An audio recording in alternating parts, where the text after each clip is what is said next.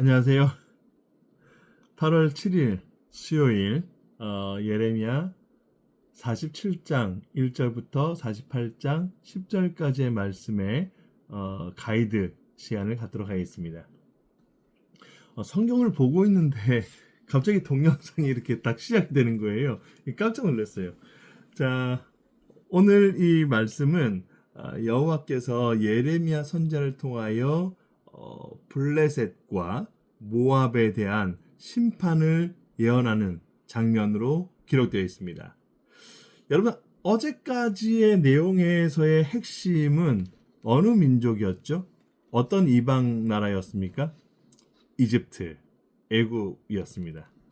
그런데 오늘 47장 1절부터 48장 10절까지는 두 민족이 동시에 등장하죠. 어떤 민족입니까? 블레셋과 모압입니다. 블레셋, 모압 하면 이스라엘과 때려야 뗄 수 없는 사이, 즉 멀리 하고 싶지만 멀리 할 수 없는 사이, 참 악착같이 이스라엘을 괴롭히며 힘들게 했던 정말 철천지 원수와 같은 그런 민족이 사실은 블레셋이었고 사실은 모압입니다. 여러분, 이 블레셋 하면 유명한 한 장군이 생각나지 않으십니까? 골리앗이죠. 골리앗 블레셋의 장군, 장수였습니다. 하나님께서 그 골리앗 장수를 소년 다윗의 손에 죽게 만드시고 하나님의 군대, 하나님의 이름으로 나가서 싸운 그 이스라엘 백성이 하나님의 능력으로 인하여서 승리하게 되었다라는 사실을 우리는 잘 기억하고 있습니다.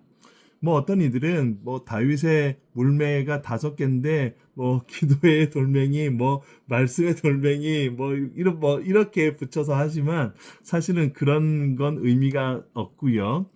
하나님께서 하나님의 이름으로 싸워서 이겼다라는 것에 더 중요한 초점을 맞춰야 되는 내용인 거죠. 자, 그렇다면 블레셋과 모압에 대한 이 말씀들을 하시는 이유는 또 무엇일까요?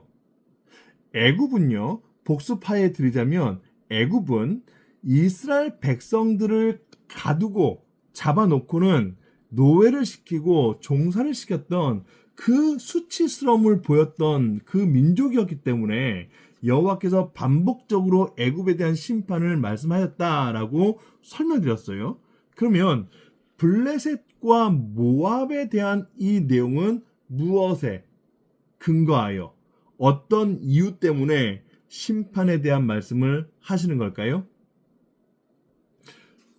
역시 동일한 맥락에서 이해하셔야 합니다. 즉 블레셋과 모압이 잘못한 것이 없는 민족이 아니에요.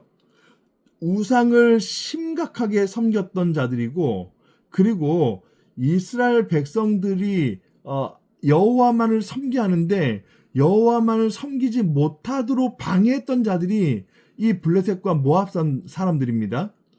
자, 보십시오. 분명히 중대한 범죄 내용이 있습니다. 그렇죠? 그런데 우리는 여기에서 철저하게 기억해야 될 내용 한 가지만 말씀드릴게요. 하나님께로 초점을 맞출 수 없도록 했다는 게 문제인 겁니다. 이게 참 재밌는 사실이죠. 블레셋과 모압은 이스라엘 백성들로 하여금 여호와로부터 눈을 돌리게끔 만드는 그런 이방 사람들이었습니다. 즉 하나님의 살아계심이 분명히 있으셨음에도 불구하고 여호와께서 마치 안 계시는 것인 양 이 이스라엘 백성들을 향하여서 너희 하나님은 너희들을 돌보지 않는다라고 조롱하며 행패를 부렸던 사람 아닙니까?